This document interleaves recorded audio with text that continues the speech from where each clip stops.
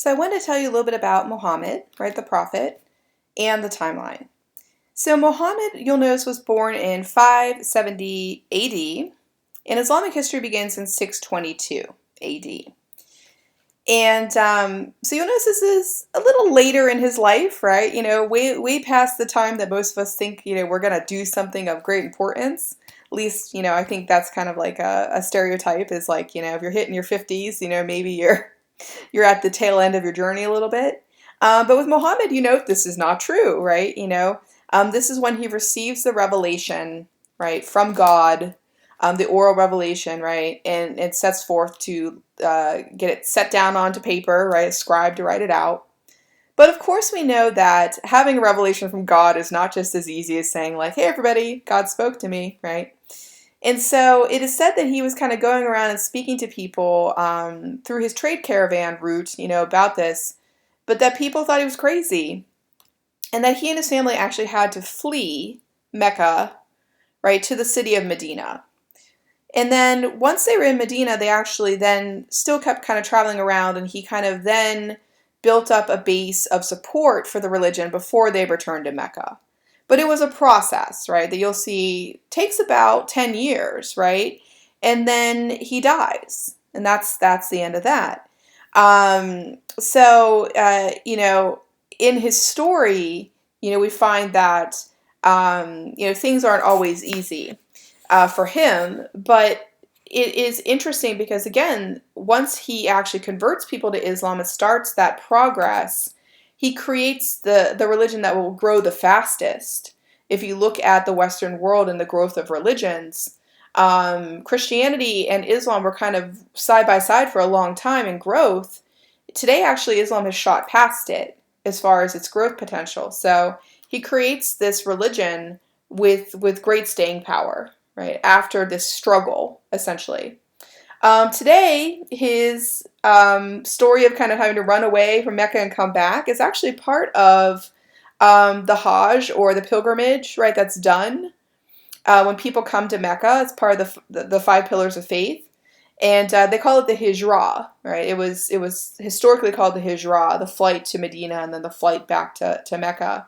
But today, when people go on what we call the Hajj, right, when they go on pilgrimage, they often are replicating Muhammad's steps and the various things that he encountered. For instance, you'll notice that they sleep on a very important plain where he had dreams, and they stone the pillars in the area where Muhammad was said to have been confronted by the devil. So they go through the motions, in a sense, of Muhammad's life as a prophet in order to honor him. And that's also why Mecca today is a very important place for Muslims, because of Muhammad's story and the fact that he had to leave Mecca and then come back once more. When he came back to Mecca, what he did was actually purge Mecca of their idols. Up to this point, most Arab people had been tribal, nomadic, and polytheistic. They had been worshiping multiple gods. And so the change to Islam was their change to monotheism. So it was really, really very significant for them. It's the same change that we see for Christians, that's really very significant change. So when Christians at the end of the Roman Empire change over from polytheism to monotheism, that's the same sort of thing you should be thinking about here. That same kind of change that Muhammad is introducing. That's why they were so resistant, right? The same way that the Romans were resistant, because it went against, hundreds of years of tradition of them being polytheists. And you're looking at the Kaaba here, this black stone building that's in the center of the mosque in Mecca. And originally it had held all the idols. It had held all the polytheistic idols. So when Muhammad came back here, what he did was purge those idols, right, from the Kaaba and cleanse it in a sense. Today it is still thought to be the center of the Islamic world. So you'll notice that these are pilgrims on Hajj. They've come on pilgrimage, and they are all praying to the Kaaba, in a sense, in the direction of the Kaaba. This is how Muslims orient their daily prayers. So anywhere on the earth that you're at, if you're in Tanzania, if you're in Turkey, if you're in the United States, if you're in Saudi Arabia, where we're looking at, Mecca, um, you are going to orient your prayers to Mecca and the Kaaba specifically. So when Muslims pray 5 times daily, they are orienting themselves to this holy place. Back in the day, they used to have compasses. Today, I assume you have like an app on your phone, like where's Mecca, right? And it points the direction of Mecca for you, so you know where to orient your prayers. So it's quite significant, this place, this building, right, for Muslims. And again, it links back to Muhammad's story. Another thing I wanted to mention, if you go look at the dates on Muhammad's story, the death date, 632, that's when Muslims actually begin their Islamic calendar. So if you've ever gone to like a Muslim website, from a website from a historically Muslim country, predominantly Muslim country, you may go, well, the date's wrong. It's not wrong. They're using Islamic dating, which dates from Muhammad's death. Muslims also use a lunar calendar. So their calendar differs from the Julio-Claudian Roman calendar that we use in the US. So again, our calendrical systems are a little bit different. Our timing systems are a little bit different because of the heritage, right? So you have to kind of keep that in mind. And I bring up the idea of the lunar calendar because we're going to talk about the 5 pillars of faith. And fasting during Ramadan is one of the things done by Muslims, but Ramadan's always moving around because of the lunar calendar. So it's a little bit different than saying Christmas is always on, December 25th. Like, no, it's not that set because it's a lunar calendar. Again, it's not the set Julio-Claudian Roman calendar. So again, if you're interested in dating and calendrical systems, this is another little tidbit that's of interest here about Muslim life. And the 5 pillars of faith, I mentioned we talked a little bit about these. I really don't think you can understand Muslims without at least seeing these, at least once during our discussion, to understand what guides them. And I had mentioned that like Islam is about submission. You can't be a Muslim unless you submit to these 5 pillars of faith. If you can't do these things, you can't be a Muslim. That's the way it goes. It's a very strict religion as far as following the rules. There's not a lot of picking and choosing. There's decrees, and these are 5 of them, and you better get down with this. Or again, you can't be a Muslim. You have to learn Arabic, or you can't be a Muslim. So, again, there's kind of a set structure to a lot of the ways that the religion functions. And you'll notice that the 5 pillars of faith, recognizing no God but Allah and Muhammad as his messenger. So recognizing God, but, why does this religion split off from Christianity? There's a new prophet here, right? So again, they have a shared Abrahamic heritage, but Muhammad is where they divide. Praying to Mecca 5 times daily. Pilgrimage or Hajj to Mecca at least once in your lifetime. And if you are poor or old, say you get to the end of your life and you never did Hajj, but now you're too old to, they will excuse that. They will say, okay, this person didn't have the money for it, or they simply, are not physically able. So again, there's a couple caveats you can have. But for most Muslims, you want to pilgrimage. You want to go to Mecca at least once in your life. Fasting during the month of Ramadan. As I mentioned, Ramadan changes because of the lunar calendar. It can be in the fall, it can be in the summer. Fasting in the summer from sun up to sundown, a lot harder, right, than doing it in October. So where the lunar calendar falls can be very challenging for Muslims because of this. And then charity to the poor, right, the last of the 5 pillars of faith. But it shows you their values, what they believe in, and again, the structure that helps to organize their life. I wanted to show you a mosque and kind of talk you through the structure of a mosque, the plan of a mosque, so you understand how it functions very differently from a church. Now, a mosque, just like a church, is based on the Roman basilical form. However, the big difference you'll notice is how that form is used. So where with Christians, you'll remember the axial plan. So take this and just sort of flip it sideways, right? Flip it. 180, do a 180 on it. Just flip it. And again, a Christian church would be laid out an axial plan, a straight line plan. Notice here it's kind of flipped onto its side. This is because Muslims believe you should not have any hierarchy or any type of structure as far as a space being important or less important. They said the only thing that you need to know in a mosque is where the mihrab is. If you look at this plan, you can find it. And I'm going to tell you what it is also in a minute and show you one close up. The mihrab is going to mark the direction of Mecca in a mosque. So they said really the only thing you need to know is where that is. Everything else should be communal usable space. Now you might say, how is the church not communal usable space? I grew up in a Methodist church, in an axially planned church, right? You walk in, your eye goes directly down towards the altar, and then the pews were set up moving forward. There was sort of a hierarchy in the church. My mother was very big in our church, so she sat in one of the front pews. There was a sense of she was important. That's where she sat. And then people ranked out from there.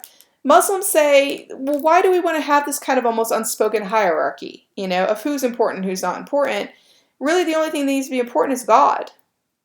So they said they wanted to take the focus off, the idea of who's in the front and who's in the back, and make the space very accessible, make the space very usable, right, to Muslims. So again, side by side, now think about this, right, the axial plan and how the mosque is planned. And when I was doing my undergraduate, I actually got to study with a very, very famous Islamicist, Sharon Nazar. He's actually said to be the leading Islamicist in the U.S. So as I got older and realized that was actually his claim to fame, I was like, wow, I was very blessed to study with him. And one of his theories was that the mosque was actually sort of based on the idea of the Prophet's house. This idea of people coming to Muhammad and sitting with him in his home. And he said that the mosque is meant to give you that same homey feeling, of being in Muhammad's house. And I remember writing an article about that Dr. Nazar got published for me, and I was like, again, feeling very, very proud of myself.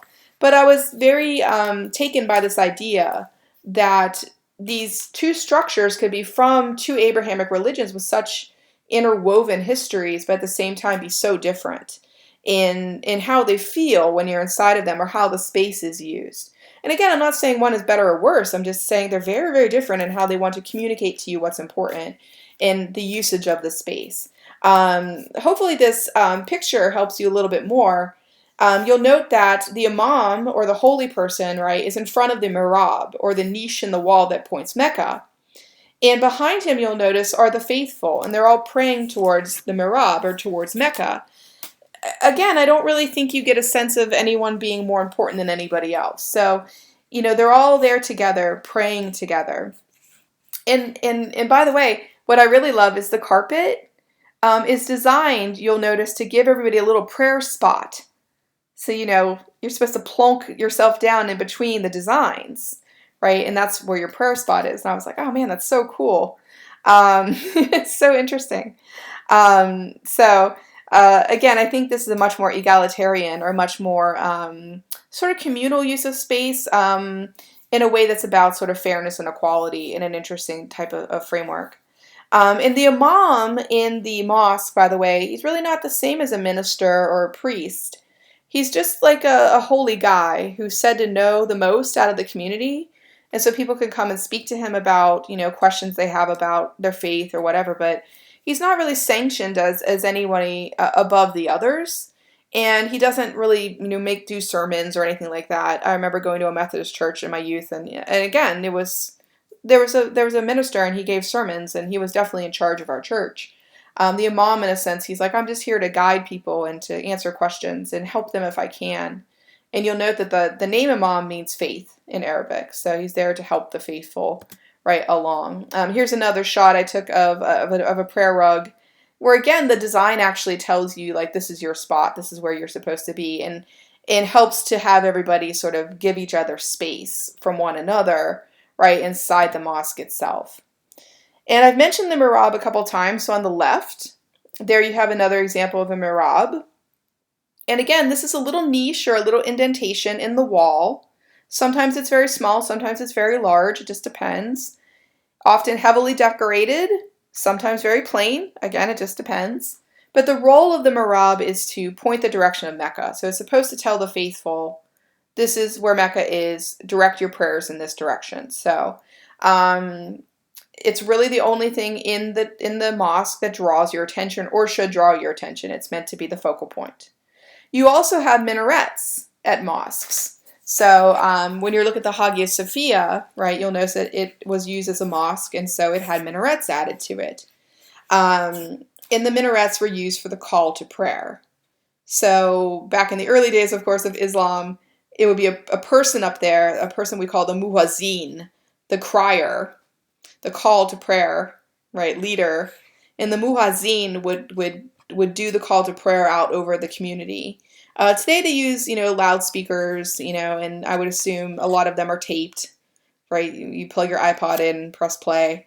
But, a lot of places still do use a physical person. I remember I went to Tanzania a couple years ago, and they're kind of a 50-50 country. They're 50% Christian, 50% Muslim. And I remember I got to Tanzania very late, probably like 1 in the morning, been traveling for like 24 hours, and woke up at 5 o'clock in the morning and was like, what is that noise? It's this musical kind of noise. And it was a muhazzin crying over the community for the call to prayer, because the first call to prayer is like 5 a.m. For the day. So he was calling to everybody that it was time to pray. And I just remember thinking, yeah, I'm definitely not at home anymore. I'm definitely in a different community now. And when I got up the next day, I said, is that a real person? Because it sounded like a real person. And they were like, yeah, we have a real muezzin. We have not, gone to the tape recorded version. And so again, you can still encounter this in communities, and it's pretty cool. And again, that oral tradition, right? This idea of crying out over your community, calling out over your community to have the community join you in prayer. It sort of reflects back to the oral tradition and the oral roots of Islam in general. Also want to point out in this photo, you'll notice there's a lot of use of pools. Sometimes in the Islamic architecture, they're kind of double fold, twofold.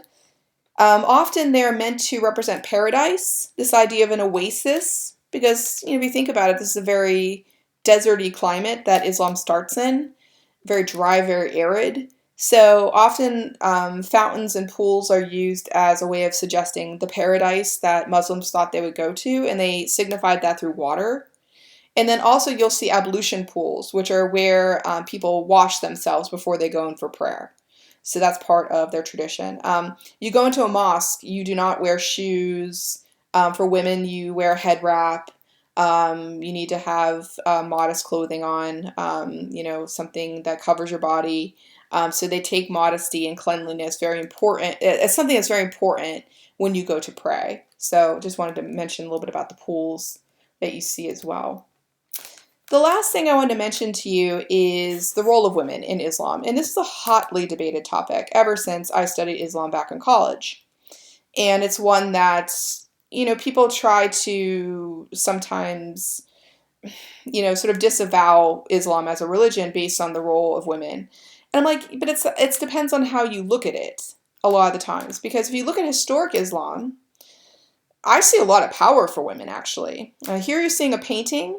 It was not made by a Muslim, and you'll know why in a minute why I'm saying that when we get to our discussion about art. But it's a painting that's representing Khadijah, who ran the trade caravan that Muhammad worked for, sort of trading, right, selling goods. And note that Khadijah owned this trade caravan, not Muhammad. She was the one who had the power, the economic power. So to me, that doesn't speak to a society that doesn't give women powerful roles. I often joke that Muhammad was like, living with a sugar mama, in a sense, because she was the wealthy one. She was the one with the economic connections, and he just worked for her. So I often joke that Khadijah was one sort of, driving that bus. Definitely not somebody who was under his thumb. And then Fatima, right, Muhammad's daughter, who had to marry the man that they wanted to be the caliph after Muhammad's death. The caliph for Muslims is their leader, essentially. So who was going to become this leader? Fatima actually had to marry them to legitimize their role. Once again, something I don't see saying women are weak or women, are not being valued by men. So when I look at historical Islam, I see a lot of respect for women, actually. I see them having roles to play.